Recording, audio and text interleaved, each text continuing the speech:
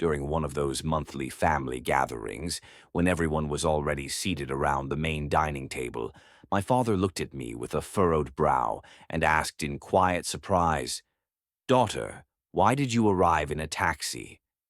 Did the car we gave you for your birthday break down?" Before I could say anything, my husband smiled with that arrogant calmness he carried like a second skin, and replied as if discussing something trivial, "That car belongs to my mom now. She needs it more." For a split second, the clinking of silverware stopped mid-air. The glasses froze halfway to lips.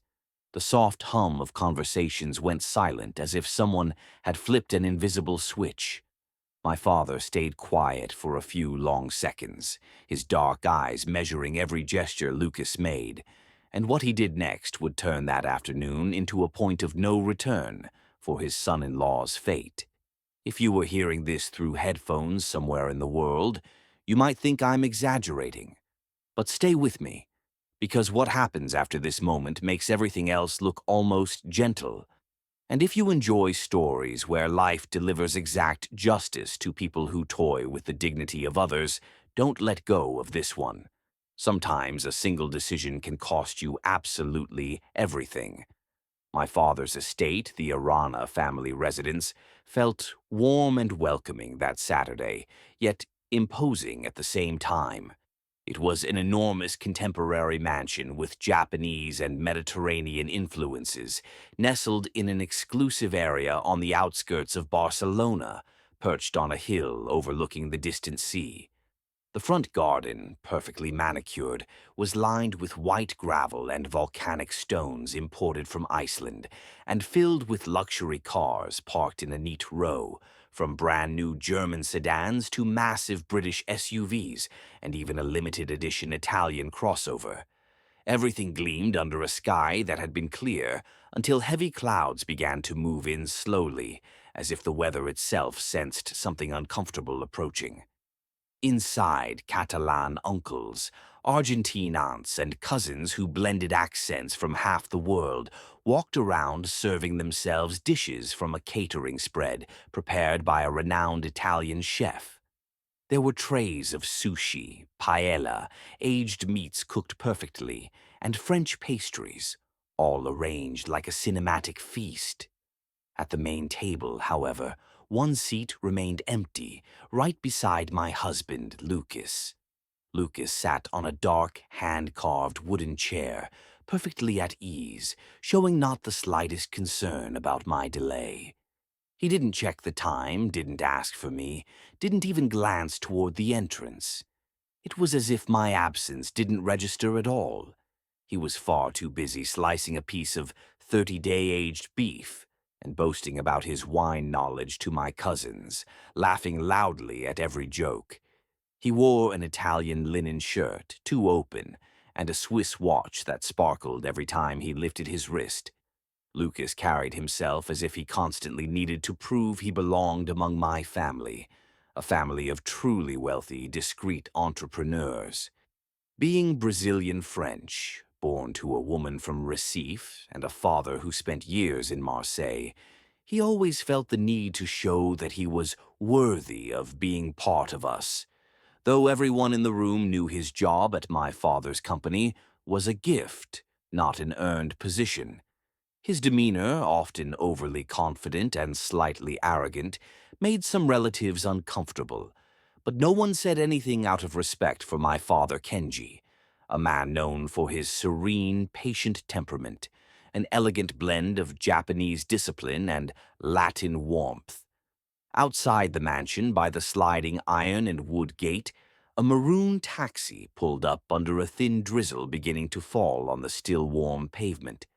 The door opened and I stepped out, Mara, holding my blue and gold hijab steady so the wind wouldn't tear it loose.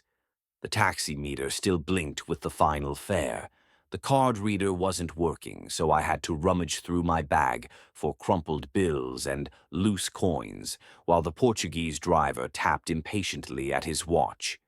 When I finally paid and the taxi drove off, I stood for a moment under the light rain, breathing in like someone gathering courage before crossing a battlefield.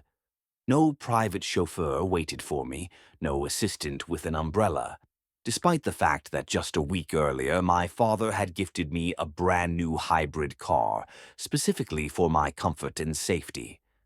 I crossed the wide courtyard running, lifting the hem of my dress to avoid dragging it through the water, passing by the line of luxury cars that, ironically, mostly belonged to my own family. Mine was not there. That empty space glared at me more painfully than any shining hood. I reached the massive front doors, breath shaky. I took a second to fix my clothes, shake the raindrops off my shoulders, adjust my hijab. I inhaled deeply before stepping into that lion's den of critical eyes, where every detail was observed, measured, dissected. As soon as I walked into the main hall, the murmuring of conversations paused for a heartbeat. Then voices returned, but softer now, deliberately casual, the way people speak when they don't want to look like they're staring. I felt the eyes, Spanish uncles, Colombian cousins, Italian in-laws, scan me from shoes splattered with mud to the damp edges of my dress. My appearance was modest, yet elegant. A long plum-colored dress, a sophisticated hijab, light makeup. But in contrast to the designer gowns, tailored suits, and glittering jewelry around me, I looked undeniably out of place. Visibly fatigued, shadows under my eyes only half hidden by careful concealer, and a polite smile. I walked toward the head of the table, where my father, Kenji, presided. He watched me with that unique mix of firmness and tenderness only certain fathers possess. He noticed everything: my chilled hands, my damp clothing, my tired posture, and his instinct activated immediately. Something was wrong, something I had been hiding for far too long. He set his spoon down so gently on the plate that the soft clink rang in everyone's minds like a bell. I approached, kissed his hand respectfully. He squeezed my fingers briefly, silently saying, "I see you, even if you say nothing." Then he lifted his gaze toward Lucas, who continued eating without pause, making no attempt to stand, offer me his seat, or acknowledge my disheveled state. The contrast between both men could not have been starker. Kenji cleared his throat, barely a sound, but it was enough to silence the entire table. Then, with a calm, deep voice weighted with natural authority that didn't require volume, he asked the question that sounded innocent, but opened a chasm beneath Lucas's feet. Why had I come in a taxi? Why was I soaked? Why had I arrived as if using public transportation, when just a week earlier he had sent that brand new hybrid car to my home with a white ribbon tied to the hood? He asked what had happened to the vehicle, a high-end Japanese sedan registered under my name as a gesture of affection. My lips trembled. I wanted to protect Lucas, to avoid humiliating him in front of everyone. I always tried to preserve his dignity, even at the cost of my own tears behind closed doors. But before I could form an excuse, Lucas spoke, with his mouth half full, using a tone so relaxed it bordered on mockery. "Oh, that car is with my mom now. Donna Helena," he said, smiling smugly. "She needs it more. She uses it for her club meetings. You know how those circles judge you if you show up in an ordinary car.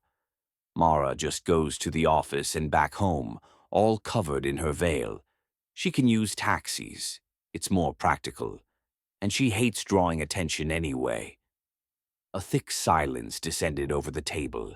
My uncles exchanged looks of disbelief. Some raised their eyebrows so high they nearly touched their hairlines. Everyone knew that car had been a personal gift, meant to give me security and independence in a city where women often navigated unsafe evening commutes. It wasn't a trinket to feed a mother-in-law's vanity. What Lucas had admitted wasn't mere disrespect. It was a brutal revelation of how little he valued my well-being compared to his mother's social ego. I lowered my gaze, burning with shame, not because I had arrived in a taxi, but because my own husband boasted about giving away something that was not his in front of the man who had employed him and welcomed him. I felt a knot in my throat and gripped my hijab, wishing I could disappear. And if this were a video you were watching, I'd tell you right here, don't go anywhere. What comes next is where the story stops being uncomfortable and becomes pure reckoning. Kenji did not slam the table. He did not yell. He simply watched Lucas in silence, analyzing him the way he analyzed financial reports riddled with discrepancies. A subtle smile appeared on his lips, not reaching his eyes. He nodded twice, as if finally understanding the twisted logic his son-in-law lived by. With a neutral voice, he said he didn't know Helena was using the car and thanked Lucas for his honesty. Lucas mistook that calmness for approval, or at least for an inability to oppose him. He puffed out his chest, convinced he had won.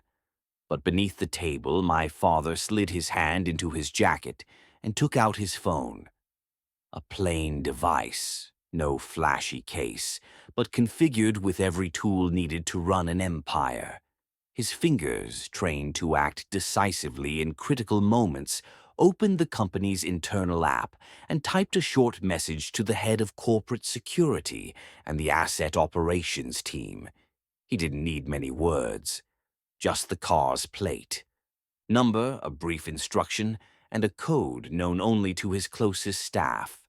When he pressed send, the storm forming over Lucas and his mother began silently closing in, even though they still imagined clear skies above them. Meanwhile, across the city, at the entrance of an upscale shopping center frequented by diplomats, footballers, and executives, the atmosphere was completely different. Despite the gray clouds above, Donna Helena was relishing her moment of glory. Parked at a slightly ostentatious angle near the main doors was the black hybrid sedan, pristine and polished, just waiting to be admired. Helena stood beside it like a queen beside her throne. Born in Brazil and addicted to ostentation, she wore brand-name outfits poorly mixed, but heavy on logos. On her arm dangled a faux Italian purse any trained eye could spot as imitation. Her fingers glittered with oversized rings. Around her stood 4 women from her tea circle, a Portuguese, a Moroccan, a Peruvian, and a Spaniard, watching with expressions that blended admiration, envy, and thinly veiled mockery. They knew her history. They knew how much she tried to rewrite herself through appearances. But that day, the stage was hers. She bragged loudly that the luxury sedan was a special gift from her successful son. She boasted that Lucas's work at the Arana company was booming, that he had been able to buy her the car in full without financing. She tapped the roof affectionately, as if praising a champion, bragging about the soft vegan leather seats, the silent engine, and the high-end sound system. She didn't mention my name once. For her, I did not exist. Her friends responded with praise and sugary smiles, some genuine, others drenched in sarcasm. One woman, the one who owned the oldest car, received a direct jab. Helena suggested she consider upgrading her vehicle if she wanted to keep up with their circle. When the performance ended, she announced she was headed to the beauty salon for a facial and full manicure. She climbed into the driver's seat, posed in the mirror, smoothing the skin under her eyes. She pressed the start button with a triumphant smile, but instead of the soft hum of the engine, a long, piercing alarm blared through the cabin. The dashboard lit up bright red. Every warning light flashed at once as if the car itself were panicking. Before she could react, a cold, robotic voice filled the speakers. Security system activated. Unauthorized user. Vehicle immobilized. Administrator override in effect. Helena froze. Then panic erupted within her. She pressed the start button again and again, stepped on the brake, tried the auxiliary key, slammed her palm against the steering wheel. Nothing. The once glamorous sedan had turned into a dead machine. Sweat trickled down her back beneath her too-tight blouse. Then the alarm horn activated. Loud, repetitive, impossible to ignore. Heads turned, shoppers stared. Security guards approached, and her friends, those same women who moments ago pretended to envy her, began filming. The chaos grew, and Helena's empire of lies crumbled. When Lucas's phone vibrated loudly on the dining table, slicing through the elegant murmur of conversation, every head turned. The screen showed his mother's name, Donna Helena, and he smiled smugly, certain she was calling to praise him again for the car he had gifted her. He answered on speaker, too proud to hide anything. But the voice on the other end wasn't praising. It was screaming. A mix of hysterical sobbing, panting, and desperate pleas poured out of the phone, echoing over the tablecloth. Even distorted, everyone understood the words. Men, humiliation, alarms blaring, people recording. They took the car. I'm in the street. Everyone sees me. Your wife did this. Your wife ruined us. Lucas's expression twisted instantly, the anger rising in his veins like boiling oil. Without thinking, he slammed his spoon onto his plate, the clang ringing across the entire hall. He stood abruptly, the chair scraping harshly across the marble floor. He pointed at me with his finger trembling in rage and shouted that I was an ungrateful wife, that I had orchestrated the humiliation of his mother out of jealousy, that I was destroying his family. His voice cracked, part fury, part panic, as if searching for a target to blame. I tried to speak, but the words dried in my throat. Before I could defend myself, my father, Kenji, stood up slowly from the head of the table. He didn't raise his voice. He didn't show anger. He simply lifted one hand, and Lucas fell silent instantly. Kenji walked around the table with deliberate calmness, his silent footsteps carrying more authority than shouts ever could. He stopped 2 steps from Lucas, his expression impenetrable. Then he spoke with a serenity so cold it froze the room. The vehicle was functioning perfectly. No thieves had taken anything. The company had retrieved its asset because it was being used by an unauthorized individual. Lucas blinked in disbelief, his mouth hanging open. Kenji continued, each word cutting deeper. If Helena needed transportation, she now had access to the public transit system. And Lucas should hurry, because surely your mother is standing somewhere in the sun or rain, waiting for you. Lucas tried to salvage his pride, muttering excuses about urgent work at the office. But Kenji smiled, softly, dangerously, and asked for the keys to the company sedan Lucas had driven. Lucas instinctively covered his pocket, refusing. Then the truth fell like a verdict. The car was a corporate benefit. As of 5 p.m. that day, Lucas was removed from the company roster for severe ethical violations and misuse of resources. Silence. Dead. Heavy silence. Lucas's jaw quivered. His eyes darted around the table seeking support, but he found none. One by one, the guests lowered their gaze, distancing themselves from a man who had just lost everything in real time. Finally, trembling, Lucas handed over the keys. But Kenji wasn't done. He took out a single folded 10-euro bill, slipped it into Lucas's shirt pocket, patted his chest gently, and said, "For your bus ride, executive taxis are too expensive. Better to learn to live simply, as you said about my daughter." The humiliation was surgical. I felt no victory, only a quiet ache. 2 security guards flanked Lucas, not touching him, but guiding him like a shadow escort. He glanced back at me, expecting desperation in my eyes. maybe mercy, but I was pouring hot tea for my mother, my face serene. Lucas was escorted out, walking past tables full of food he would never taste again. The door closed behind him with a soft thud that felt like the ceiling of a tomb. Outside, heavy clouds broke open. Rain poured violently as Lucas walked down the mansion's stone pathway.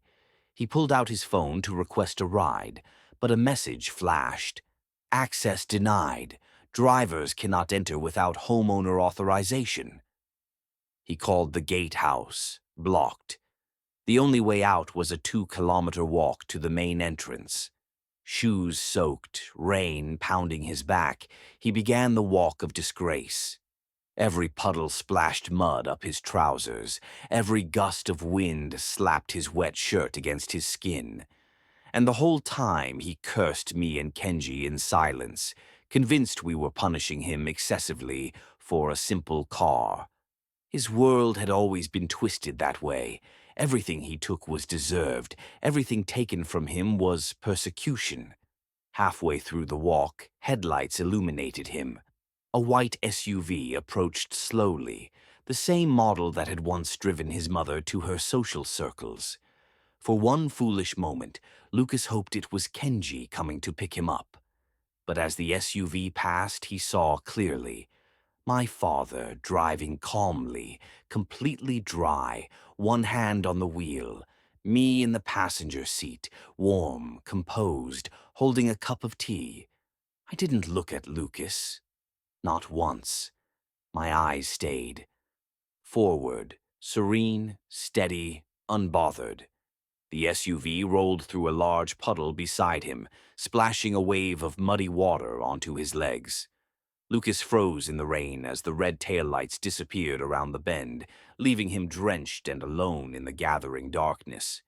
By the time he reached his small rented house, paid entirely by me, his body was shaking violently.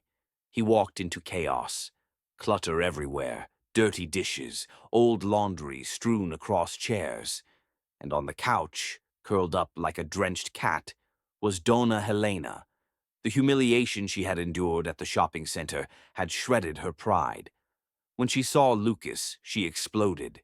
She didn't ask if he was cold or hungry or hurt.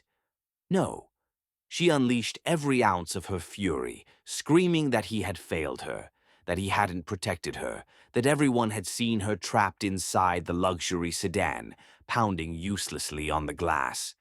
She blamed him for not acting fast enough, not being man enough, not defending her honor. She insulted me repeatedly. That veiled, quiet little wife, accusing me of orchestrating everything. Something inside Lucas snapped. He had never yelled at his mother before, but now, soaked, exhausted, disgraced, he exploded. He shouted that everything was her fault, her obsession with showing off, her constant demand for luxuries, her pathological need to appear wealthy. He told her he'd been fired, humiliated, stripped of every benefit because of her greed. Helena's eyes widened, trembling, not with guilt, but with denial. She refused to accept responsibility. She twisted the narrative instantly, saying that if Lucas were a real man with real success, a lost job or car would mean nothing. They argued viciously, dredging up years of resentment. Eventually, hunger forced a ceasefire. Lucas opened his food delivery app, ready to salvage the night with a good meal. He ordered a feast, fried chicken, large sides, sodas. But when he tried to pay, the app flashed. Payment declined. He tried another card. Declined. Then another. Declined. Cold sweat formed on his back. Every card was linked to me. He opened his banking app. Only a few euros remained in his personal account. His last paycheck had gone toward new appliances for his mother. When he told Helena there was no money, she threw a pillow at him, wailing theatrically, blaming him for everything. Then the electricity meter beeped. The prepaid balance was nearly gone. They never bothered managing utilities. My family had always covered that. Lucas pulled from his pocket the 10-euro bill Kenji had given him. Before he could decide whether to buy electricity or food, the meter clicked, and the entire house went black. No fan, no lights, no warmth, only darkness, the kind that suffocates. In that void under flickering lightning outside, Lucas felt something he had never felt before, the cold, bitter taste of real poverty. Not performative humility, not temporary discomfort, actual need, actual consequences. And here's where the story stops being about humiliation and becomes about revelation. If you think this was harsh, wait for what comes next. The fall hasn't even reached its worst point yet. An hour after his expulsion under the storm, Lucas finally reached the small home he liked to call his place, even though everyone knew the rent was under my name. Soaked, trembling, with water dripping from his sleeves and shoes squishing with every step, he pushed the door open. Inside, chaos reigned. Clothes scattered across the floor, dirty dishes piled in the sink, an odor of dampness and carelessness floating in the air. And on the couch, curled like a soaked cat, was his mother, Donna Helena. Her hair stuck to her face, her blouse wet and wrinkled, her makeup melted into dark streaks. She looked ruined, but the moment she saw Lucas, pity vanished. Fury took its place. She didn't ask if he was cold, hurt, or hungry. She rose with explosive energy, pointing at him with a trembling hand full of cheap rings, screaming accusations, asking where he had been, why he had let those people humiliate her, why he hadn't defended her honor. She exaggerated every detail of the scene at the shopping center, wailing about the alarm blaring, the people filming, the mocking stares, the embarrassment spreading online. She blamed him for everything, said he was weak, that he allowed his veiled wife to control him, that he should have stood up for her instead of running away. Lucas stood frozen at first, exhausted, rain still dripping down his hair, but inside something finally snapped. After years of swallowing his resentment, he erupted. He smashed his briefcase against the wall, shards of plastic flying, and shouted back at her, words he had never dared speak before. He told her her greed had destroyed everything, that her obsession with appearances and her constant pressure to look rich had pushed him to decisions that were now costing him his entire life. He said her delusions of grandeur had turned him into a clown in front of the entire Arana family. And then, trembling, he confessed that he had been fired, that he no longer had a salary, that he had been humiliated in front of the entire family because of the car she paraded around as her trophy.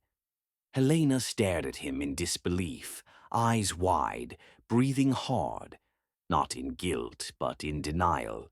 She shook her head violently, refusing to absorb the truth.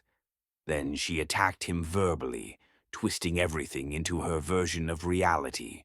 She claimed that if he were truly successful, a job loss wouldn't matter, that great men fall and rise again, that nothing was ever her fault.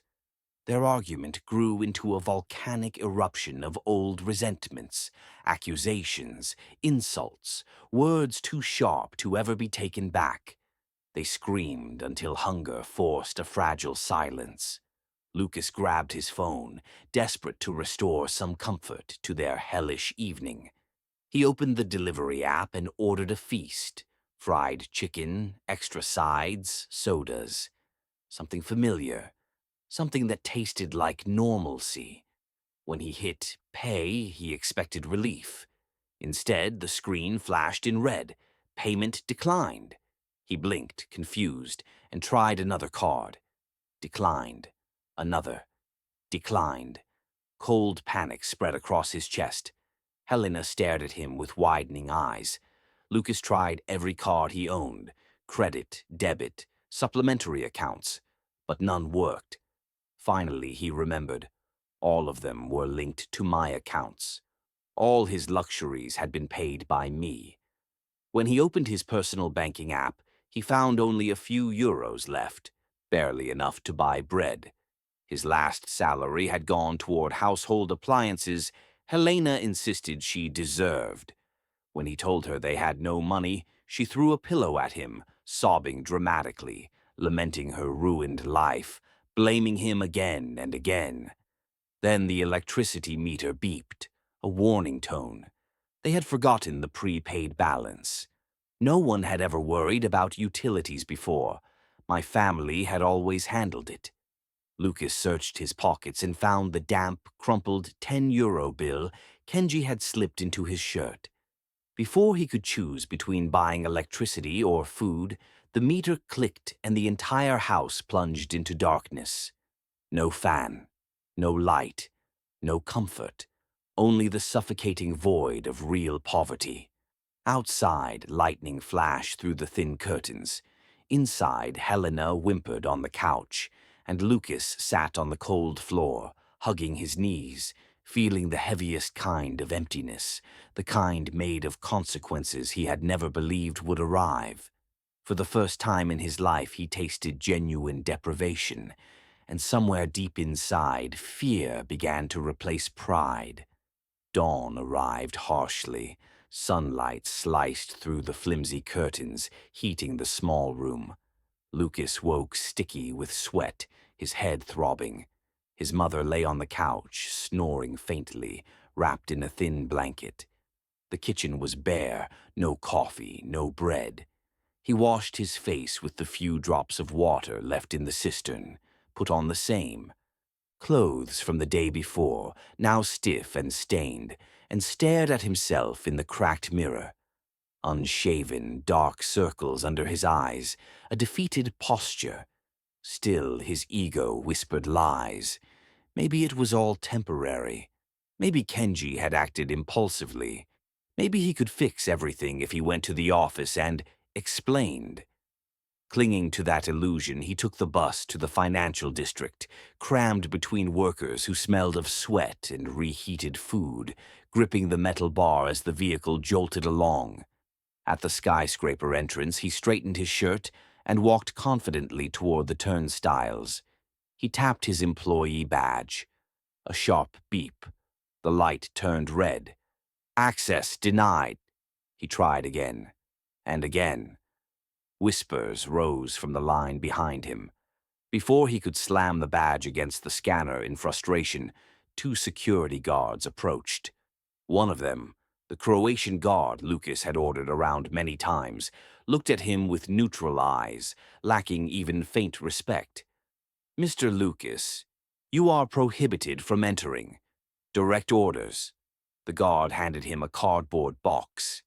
Inside were his belongings, a broken frame with a photo of us, a boss mug, a stapler, some cheap pens. On top lay the envelope with his termination letter. He opened it, hands trembling. Cold formal language laid out the reasons: severe ethical violations, misuse of corporate property, reputational harm. No compensation, no recommendations, no appeal. A door had closed, firmly, irrevocably. Lucas stumbled out of the building, sat on a bench, and began calling contacts he once bragged about. The marketing director from Munich who once tried recruiting him apologized awkwardly and said no one would dare hire someone blacklisted by Kenji Arana. "Your name is poison, my friend," he whispered before hanging up. Most didn't answer. Some blocked him. A few told him bluntly, "Your career is over." Days turned to weeks. Lucas and Helena began selling everything they owned: the toaster, the TV, the fan, even clothes.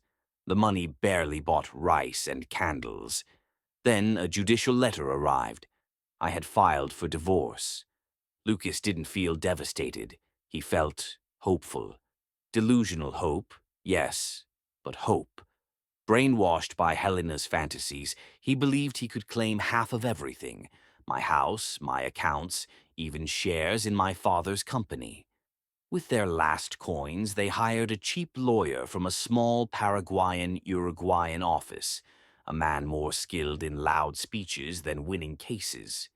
On the day of the hearing, Lucas entered the courtroom wearing his best shirt, though it hung loose on his now thinner frame, and practiced a miserable expression to win sympathy. But when I walked in, with a full legal team behind me, led by a Canadian forensic accountant, a Spanish inheritance lawyer, and a Malaysian expert in marital finance, Lucas's confidence withered. The judge listened to my petition, then Lucas's demands. His lawyer asked for half of the marital assets, plus moral damages, claiming Lucas had contributed stability and support. Lucas even forced out a few tears. Helena sat behind him, nodding fervently, already imagining the money. Then my lead attorney stood. She didn't shout. She didn't dramatize. She placed a large box on the table and opened it, revealing months of forensic work. Bank statements, credit card histories, receipts, logs of transfers, screenshots of online purchases, payments for trips, jewelry, renovations, spa treatments for Helena, all from my accounts, all unauthorized, all reckless. The total, over 140,000 euros. Even the judge raised an eyebrow. Helena gasped loudly and clutched her chest. Lucas tried to speak, but no words came. I then asked to address the court. Calmly, I explained that I had never authorized those expenses, that I had stayed silent to protect the marriage. But if Lucas insisted on claiming half of my property, then I had every right to demand restitution. The counterclaim hit like a hammer. The judge delivered his decision with finality. Divorce granted. Lucas entitled to nothing. Instead, he owed me the full amount misused. To guarantee repayment, all property under his name, or Helena's, acquired through those funds would be seized, including her small house in Recife. Helena screamed, an animalistic cry that echoed down the hallway. Lucas collapsed onto his seat, eyes hollow. His dream of becoming wealthy through divorce shattered into dust. After the hearing, life collapsed rapidly. Helena's house was confiscated. Neighbors whispered. Friends vanished. Mother and son ended up renting a tiny room in a poor neighborhood at the end of a muddy alleyway. The walls were raw brick. The roof leaked. Rats scratched at night. Pride evaporated. Helena, once constantly in beauty salons and cafes, now washed clothes for neighbors. Her fingers cracking and bleeding. She cried silently as she scrubbed stains, wondering how the queen of her fantasies had become a servant. The neighbors mocked her accent, her complaints, her attempts to maintain dignity. Lucas, with no career left, took work hauling sacks in the wholesale market. His hands blistered, his back bent. Stronger workers shoved him aside. He went from tailored shirts to plastic sandals. Every night he returned with a few coins and a new bruise. Helena blamed him relentlessly. He blamed her. Their room became a battleground, yelling, breaking objects, crying. No one cared. No one intervened. A year later, it was clear. Their fall wasn't temporary. It was permanent. Meanwhile, my life moved forward. In an elegant restaurant, surrounded by warm light and marble floors, I celebrated the opening of my 7th boutique, now an international brand. My father smiled with genuine pride. My new husband, a gentle Filipino-British architect, held our little boy in his arms. Peace radiated from my life in a way I had never known. Through the window, I saw a man in a dirty orange vest arguing with a driver over a scratch on a luxury car. His face was thin, sun-darkened, prematurely aged. It was Lucas. He bowed his head repeatedly, pleading not to be reported. My breath caught, not out of love or sadness, but recognition. A few meters away sat Helena, selling tissues from an old soda crate. Both looked like shadows of their former selves. Lucas eventually lifted his face and saw me through the glass. Time froze for him. He stared at me, well-dressed, calm, glowing with the life he had lost. Not the money, the dignity, the security, the love. I held his gaze for 3 seconds. Then I made a small gesture to the waiter. He drew the curtain. Slowly, the outside world disappeared from view. For Lucas, that falling curtain was the final verdict, the true end. Years later, in a noisy market cafe, Lucas saw me again, this time on an old television airing a report about successful women entrepreneurs. I was smiling in my garden. Beside me were my husband and our son. I spoke about my company, about empowerment, about helping women leave harmful homes. Lucas watched in silence, holding a cup of weak coffee. The weight in his chest deepened. Not a single mention of him, not even a shadow.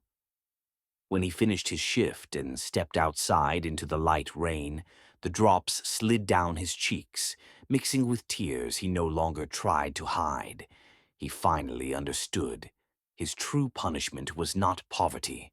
It was knowing he once held a diamond and traded it for cheap glass. Some mistakes cost money. Some cost a future. But the worst mistakes, the ones Lucas committed, cost the soul. And here is where the story stops being tragedy and becomes fate.